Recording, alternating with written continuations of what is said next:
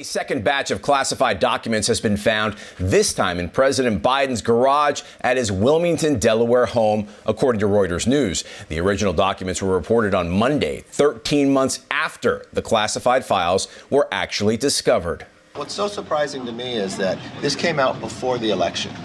Why does his Department of Justice treat people differently? Every time we find something that comes out before the election dealing with Biden's family, it's pushed under the rug. The president responded to the issue of classified material in his garage briefly today at this morning's press conference on the economy. Classified material next to your Corvette? What were you thinking? I'm going to get a chance to speak on all this, God willing, soon. But as I said earlier this week, people, and by the way, my Corvette's in a locked garage, okay? So it's not like you're sitting out in the street. So but anyway, was in a locked garage.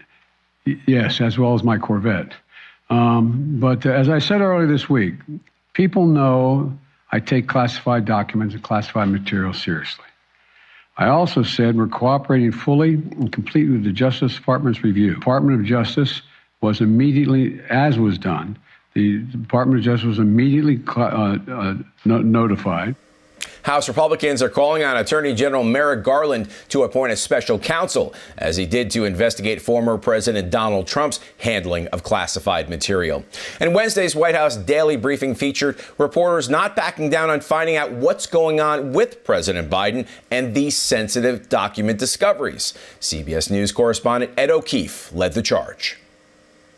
Again, this was under review. This is under review by the Department of Justice. I'm not going to go beyond what the president shared yesterday. I'm not going to go beyond what my colleagues at the White House Counsel shared with all of you as well.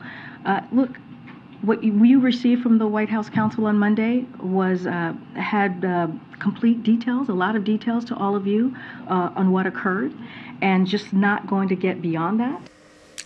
Tuesday, President Biden declared his surprise to learn the first batch of the classified documents existed, and he didn't know what they were about.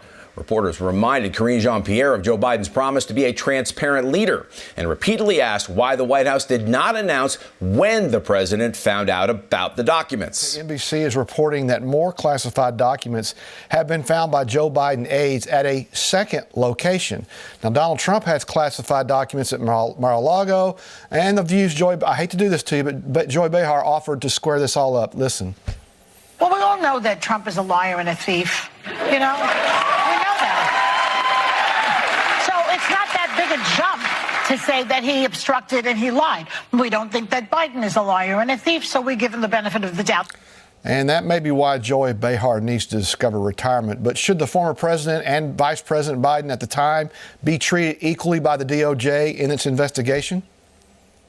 Well, absolutely. They should be treated equally. But we don't have a DOJ that is based on equal treatment. The Department of Justice has always been a politically tainted agency, especially when we're talking about the FBI.